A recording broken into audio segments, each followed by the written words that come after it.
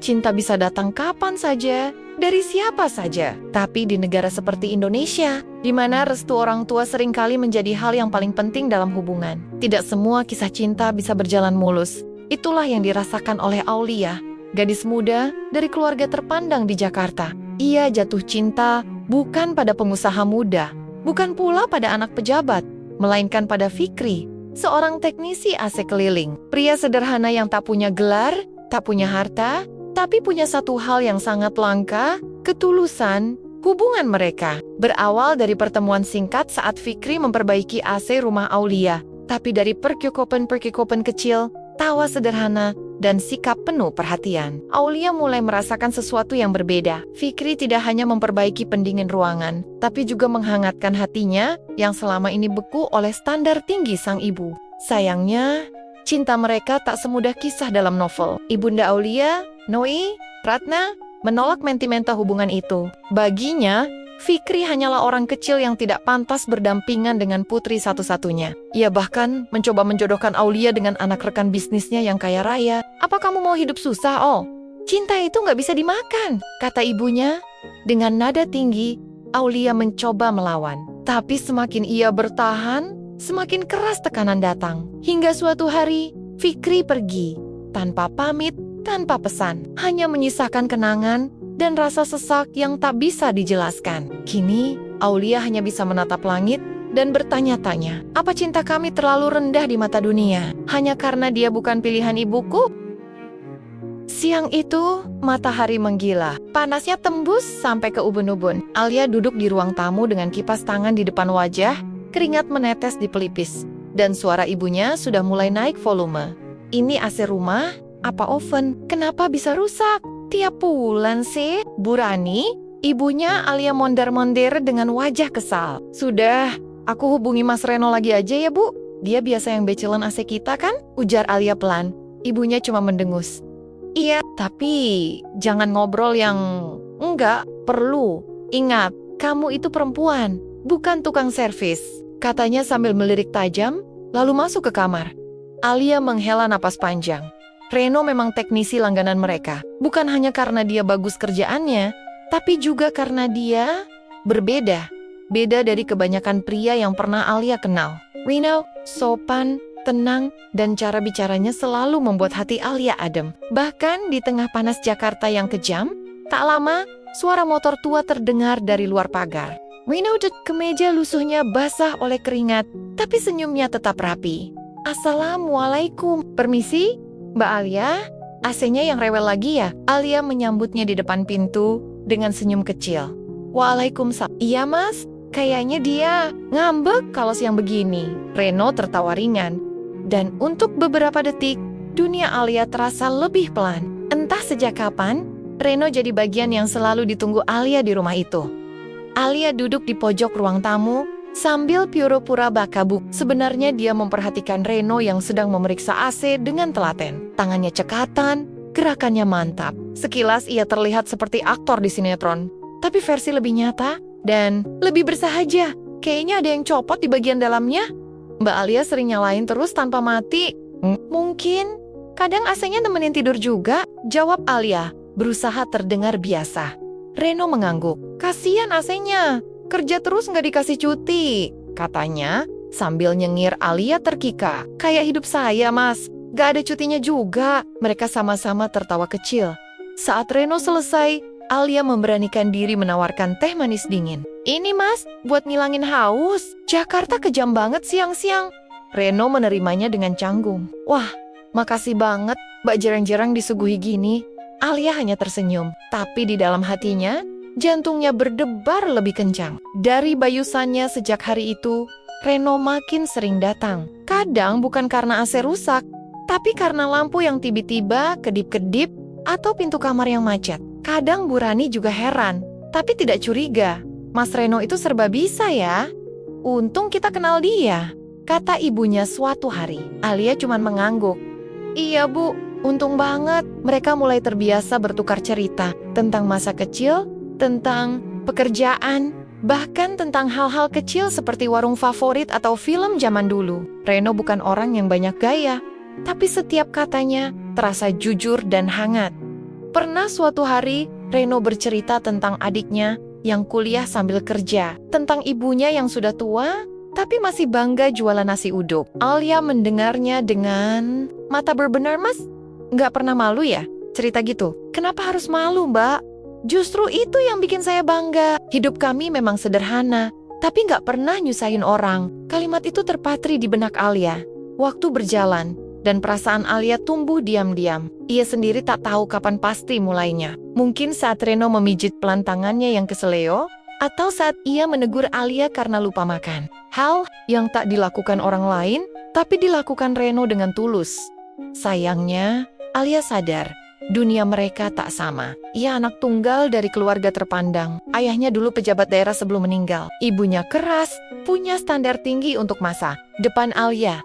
Sedangkan Reno hanyalah lelaki baik hati yang datang naik motor tua dengan kotak perkakas di pundaknya. Tapi, siapa yang bisa melarang hati jatuh cinta? Hari itu, saat Reno pamit pulang setelah memperbaiki pompa air, ia menatap Alia lebih lama dari biasanya. Alia, iya mas, aku seneng bisa sering kesini. Makasih ya, udah bikin saya ngerasa kayak bukan cuma tukang. Alia menahan napas. Wajahnya memerah. Saya juga seneng mas. Reno tersenyum, lalu berbalik ke motornya. Tapi sebelum naik, dia menoleh sekali lagi dan berkata pelan, "Kalau boleh, saya mau terus datang. Bukan cuma kalau ada yang rusak." Alia terpaku. Ia ingin menjawab sesuatu, tapi lidahnya keluh. Hanya senyum yang bisa ia berikan. Dan sejak hari itu, Alia tahu hati yang rusak bisa diperbaiki. Aisel Yang adalah orang yang tepat. Hubungan mereka tak pernah benar-benar dimulai, tapi hati keduanya tahu ada sesuatu yang tumbuh perlahan, mengakar, diam-diam. Reno memang tak pernah menyatakan cinta secara gamblang, tapi caranya memperhatikan, caranya selalu datang dengan alasan kecil, dan caranya memandang Alia. Semuanya terlalu jujur untuk disebut sekadar sopan santun. Sementara Alia, ia mulai merasa rumahnya yang dulu dingin karena kesepian, kini jadi lebih hangat. Reno datang bukan hanya membawa obeng dan kunci pas, tapi juga membawa tawa-tawa kecil dan perhatian sederhana yang Alia rindukan seumur hidupnya. Tapi kebahagiaan seperti itu, di Rama Alia, tak pernah dibiarkan tumbuh terlalu tinggi. Sore itu, hujan baru reda. Alia duduk di teras bersama Reno dengan 2 cangkir teh hangat di meja kecil. Langit masih gelap, tapi senyum di wajah Alia cerah. Reno bercerita tentang adiknya yang baru lulus ujian, dan Alia tertawa saat mendengar bagaimana Reno mengira Google Form itu nama makanan Korea. Reno ikut tertawa. Serius, Mbak, saya kira itu kayak gochujang gitu, ternyata kuesioner. Mas Reno itu. Ya? Alia tertawa geli. Kalau nggak ada mas, hari-hari aku pasti ngebosenin. Reno diam sejenak. Pandangannya menatap Alia dengan lembut. Aku juga ngerasa ketemu mbak itu kayak ketemu cahaya. Padahal saya nggak pantas. Ya, Alia menoleh. Bingung, kenapa bilang gitu? Reno tersenyum tipis. Karena saya bukan siapa-siapa. Sebelum Alia sempat menjawab, suara keras mengagetkan mereka. Alia! Bu Rani berdiri di ambang pintu. Matanya membara. Suasana berubah secepat kilat. Apa ini? Duduk berduaan sama tukang servis? Hah, sudah keterlaluan kamu. Alia berpanik. Bu, kami cuma ngobrol. Cuma ngobrol. Surga di depan rumah, berduaan, ketawa-ketawa. Itu bukan cuma ngobrol, itu memalukan. Reno berdiri kaku. Maaf bu, saya pamit. Ya? Silakan pamit. Dan jangan datang-datang lagi ke sini kalau nggak ada kerjaan beneran. Rumah ini bukan tempat singgah orang sembarangan. Reno menandok, matanya suram. Ayo, bu, permisi. Ia berjalan pergi. Pelan, hujan rintik-rintik mulai turun lagi. Dan di mata Alia, Reno seperti basah, bukan karena hujan tapi karena kehilangan harapan. Alia mengunci pintu kamarnya dan menangis. Ia tak peduli lagi pada kata-kata ibunya, tapi Bu Rani mengetuk pintu, lalu berkata dengan dingin dari luar, "Kamu akan dijodohkan dengan Fadil, anak sahabat ibu. Dia kerja di Dubai, berpendidikan, berkelas." Alia membuka pintu dengan mata merah.